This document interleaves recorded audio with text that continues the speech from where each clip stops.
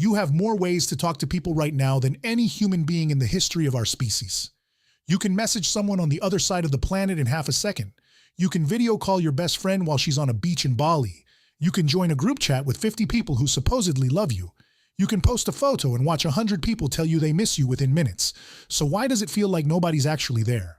Why do you scroll through hundreds of friends, hundreds of likes, hundreds of little red notification dots, and still go to bed feeling like the loneliest person on earth? Why can you spend an entire day surrounded by coworkers, family, or roommates, and still come home to a silence that feels louder than any empty room ever has? Here's the part that should really bother you. Loneliness isn't rising because we're isolated. Most of us are surrounded by people all day, every day. Loneliness is rising because something deeper has quietly broken. And almost nobody is talking about what it actually is, because it's uncomfortable, and because the answer isn't as simple as go outside or join a club.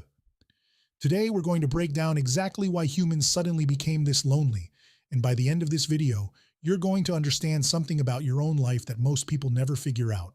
Let's get into it. Reason number 1, we replace depth with access. Think about how friendship used to work. You lived near people. You saw them again and again, whether you liked it or not. Same street, same school, same job. Over time, forced repetition turned strangers into friends, because friendship used to require nothing more than showing up in the same place, over and over, long enough for trust to build. Now, we have access to everyone in depth with almost no one.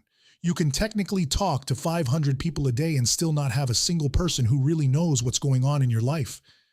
Access replaced depth, and depth is the only thing that actually cures loneliness.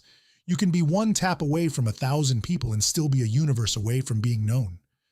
Reason number 2, convenience quietly killed the reasons we needed each other.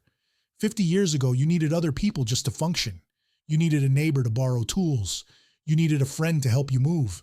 You needed community because survival basically demanded it. Now everything is one click away. Groceries arrive at your door. Entertainment streams into your bedroom. Work happens through a screen.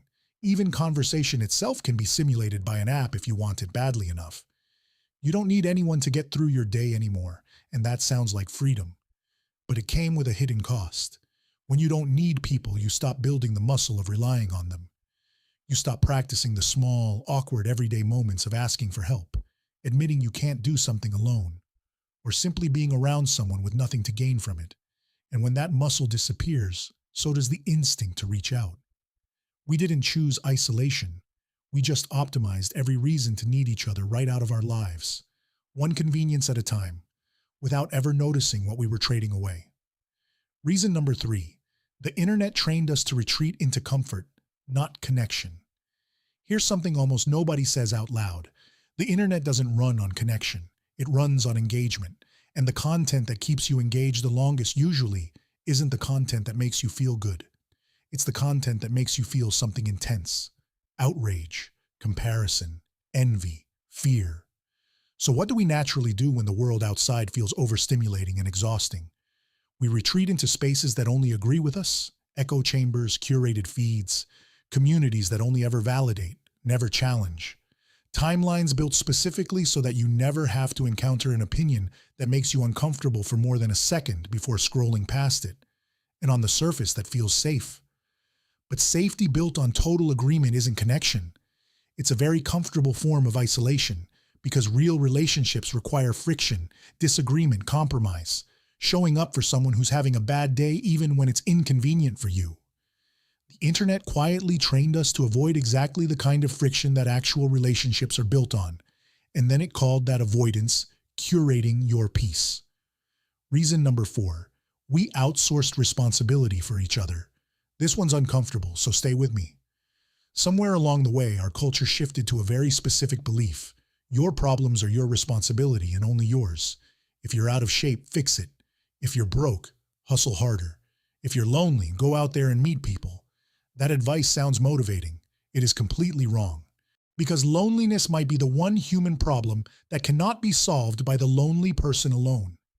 It requires somebody else to show up. You can't hug yourself into feeling less alone. You can't text yourself back. But we've built a culture where everyone is responsible for fixing themselves, and nobody feels responsible for anyone else. So when someone is struggling, the unspoken rule kicks in. That's not my job to fix.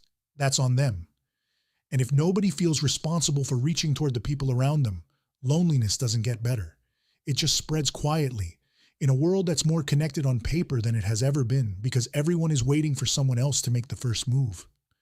Reason number 5, we forgot how to sit with discomfort, so we stopped reaching out at all. Here's the trap almost every lonely person falls into without realizing it. You feel lonely. That feeling builds until it becomes unbearable.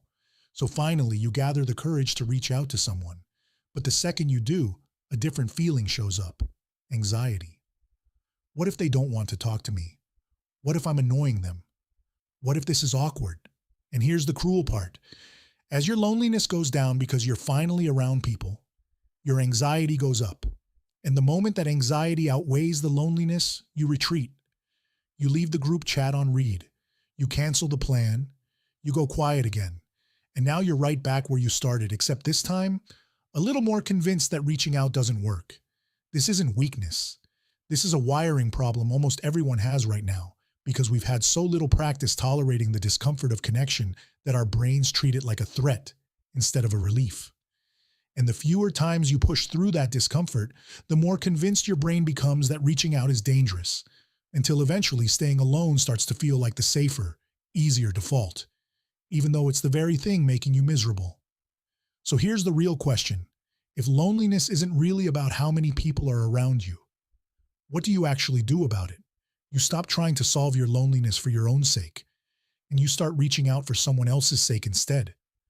That sounds almost backwards, but it changes everything. When you reach out to someone because you're hoping they'll fix how you feel, every silence, every slow reply, every hint of rejection hits you personally. But when you reach out because you want to check on someone else, because you want to make their day a little less heavy, the anxiety loses its grip on you. You're no longer walking into that interaction needing something. You're walking and offering something. And the strange, beautiful side effect of that shift is that your own loneliness quietly starts to lift, almost as a byproduct. Loneliness spread because we built a world that removed the need for each other, rewarded retreating into comfort, and convinced everyone that connection is a problem you're supposed to solve alone. But connection was never meant to be a solo project. It never has been in the entire history of our species. Every generation before us survived because people needed people. We're simply the first generation that had to relearn something every human before us just knew instinctively. So if this video is genuinely resonating with you right now, if any part of this sounds a little too close to your own life, do one thing before you close this app. Message someone. Not because you need something from them, not because you're trying to fix how you feel, just because you thought of them, and it's been a while. And a small part of you knows they might need to hear from you just as much as you need to hear from them. That one text might be exactly what someone else has been waiting for. And it might be the first step out of the exact same silence you've been sitting in. If this helped you understand your own loneliness a little more clearly, hit subscribe, because we're going to keep breaking down exactly what's happening to the human mind in a world that was never designed for it. I'll see you in the next one.